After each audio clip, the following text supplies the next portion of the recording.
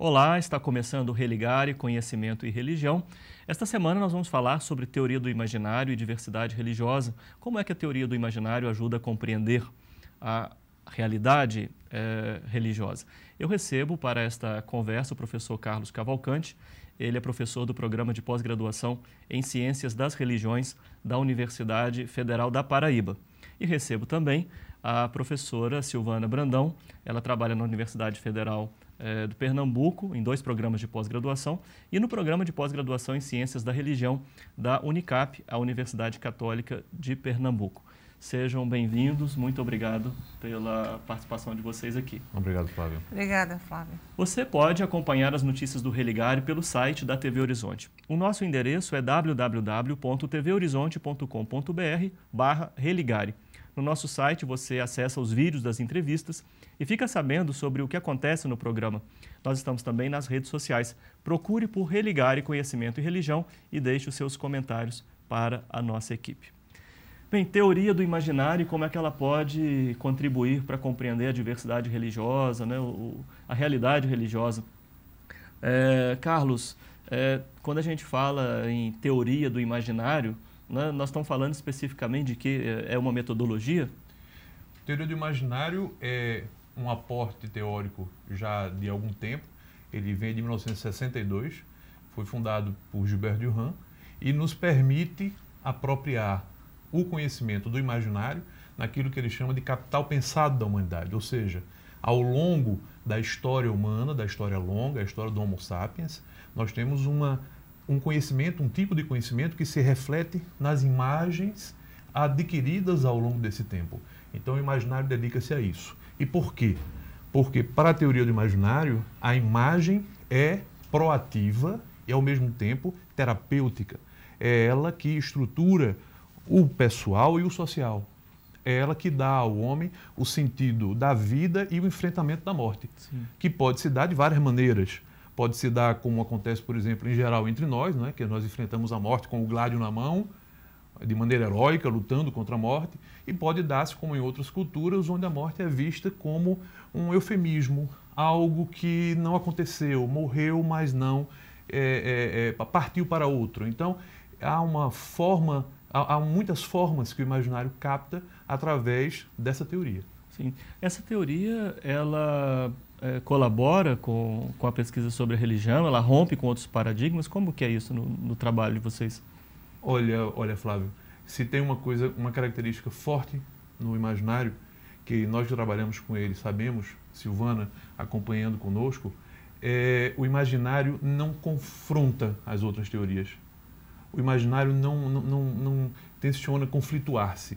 Ele considera que possui uma visão que é mais aprofundada, que vai no cerne do humano ao procurar a profundeza do mito e das grandes narrativas fundadoras das sociedades. Mas ele não desconsidera as outras teorias, os outros olhares, e tem com a vida acadêmica uma posição que nós chamaríamos aí de metanoica, ou seja, uma posição que evita os conflitos abertos e busca inclusive reintegrar o conhecimento, a começar por um vocabulário novo, onde nós possamos, nas especialidades, termos uma aproximação maior e dialogarmos com maior facilidade. Sim. Eu vou depois perguntar sobre essa questão do vocabulário novo, certo. Mas a Silvana estava me contando um pouco antes que essa perspectiva rompe com uma visão racionalista, um tipo de abordagem racionalista. Não creio, não é um rompimento com uma visão racionalista, mas seria uma forma diferente de observar. No meu caso, eu trabalho com peregrinações, eu trabalho com devoção e ultimamente eu estou trabalhando com Frei Damião. Então, como compreender esse peregrino que se desloca do Nordeste inteiro para visitar o santuário de Santa Félix Cantalice, para depositar a sua esperança, fazer um agradecimento? Que mito é esse de Frei Damião que representa no Nordeste? Se eu estivesse trabalhando numa perspectiva de continuidade linear, eu diria que ele é um missionário nos moldes Padre Cícero, como é dito por tantos historiadores, por tanto antropólogos, por tantos sociólogos. mas eu não consigo ver isso se eu trabalhar com outras imagens de Frei Damião e como as pessoas compreendem Frei Damião, além dessas imagens que a igreja procura fazer dele. O Carlos, você falava de uma nova linguagem. De que maneira Isso. a teoria favorece uma nova linguagem? Eu penso que um exemplo muito bom para compreender uma nova linguagem é a ação que nós temos tido com a teoria do imaginário no campo da diversidade religiosa. O que é que nós propomos como linguagem nova? A linguagem profunda é a linguagem do mito. Portanto, existem confluências nas diversas culturas, nos diversos pertencimentos religiosos, que muitas vezes são até desconhecidos pelo próprio crente, pelo fiel e inclusive pelo sacerdote. Então, nós temos desenvolvido um projeto um tanto ousado que está no momento de concepção de software para se colocar na web, no seguinte sentido: buscar o vocabulário profundo do mito nas diversas religiões e encontrar confluências, inclusive naquelas que se conflituam, dando instrumentos para aqueles que trabalham com direitos humanos e diversidade religiosa, no convencimento, no estabelecimento de cultura de paz, demonstrativa essa cultura de paz, de que as religiões possuem campos comuns, campos profundos, e que não são esses campos uma criação do ativista de direitos humanos e diversidade religiosa, absolutamente, mas sim uma constatação da universalidade possível do humano. Quando Gilbert Durand criou essa teoria, ele vinha de todo um processo de observação da cultura ocidental e ele considerou que a cultura ocidental teve uma inflexão não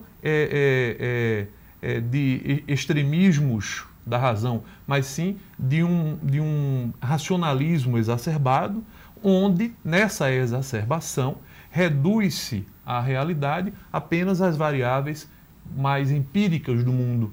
É uma coisificação do mundo. Então, o imaginário é, nesse embate cultural do Ocidente, a expressão acadêmica de toda uma resistência daquilo que eu chamo de exílio da imagem, ou exílio do imaginário, cuja data histórica principal para ele é o século XIII, com a formação da Inquisição, com a ascensão de um racionalismo teológico, mas petrificado, digamos assim. Acho que é isso que eu quando mencionei o termo racionalismo, acho que eu estava mais pensando nisso, exato. Então, nessa inflexão cultural, o Ocidente se afasta, então, daquilo que seriam seus fundamentos mitológicos, fundantes, essenciais, e esse reencontro pode ser feito ou é tentado por muitas ações ao longo da história cultural do Ocidente.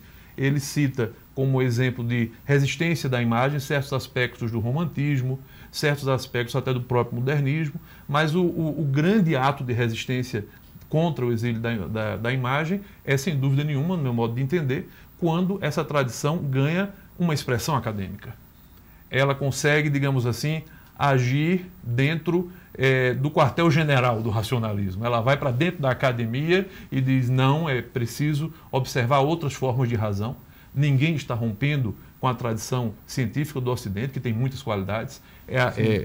Teoria com método, razão e muito trabalho, por sinal, não é uma teoria de aplicação rápida, exige uma certa erudição para os temas, mas é uma forma de ver outras necessidades da razão, como, por exemplo, a razão sensível, digamos, aquilo que não for razão instrumental, para a terminologia tradicional desse debate. Sim. Vocês são historiadores, Silvana, essa é uma teoria que diz mais respeito ao profissional da história, ou isso se observa também, por exemplo, na antropologia? Parece que os antropólogos também usam. Como é que você vê? De um modo geral, eu acho que o século XXI ele tem procurado romper com essas barreiras, essas caixinhas, a antropologia, a sociologia, né, a história. Então, você tem uma teoria que pode perpassar todas as ciências e ter a compreensão de um objeto sem necessariamente você advogar, ela pertence. Ela está na antropologia, ela está na sociologia, ela está na história. E eu acho que hoje em dia as pessoas procuram ter essa confluência. Eu tenho na minha formação a filosofia, a história, e hoje estou fazendo um pós-doutorado em antropologia. Mas você não pode dizer que uma teoria pertence a um domínio. Grupo, ela é uma forma de compreensão do mundo. Talvez, Carlos André, eu não sei se eu estou certa, mas uma coisa que o imaginário ajuda muito é que quando a gente vai estudar uma religião, parece que a gente tem categorias prontas, herdadas de um estruturalismo. Você procura ver uma cosmogonia, você procura ver uma hierarquia, você procura ver uma doutrina, você procura ver uma cosmologia. E pelo imaginário você pode encontrar simetrias pelos mitos. E você percebe que elas não são tão diferentes, porque os mitos fundantes podem desejar a mesma coisa. Então, ao invés de você procurar simetrias, você procura simetrias a partir dos mitos fundantes. Excelente. Eu preciso fazer um breve intervalo. Ela me perguntou, mas na verdade eu que devo perguntar a ela. Sim, muito bem. Vou fazer um breve intervalo. Nós estamos conversando sobre teoria do imaginário e diversidade religiosa. Nós vamos fazer um breve intervalo e voltamos já.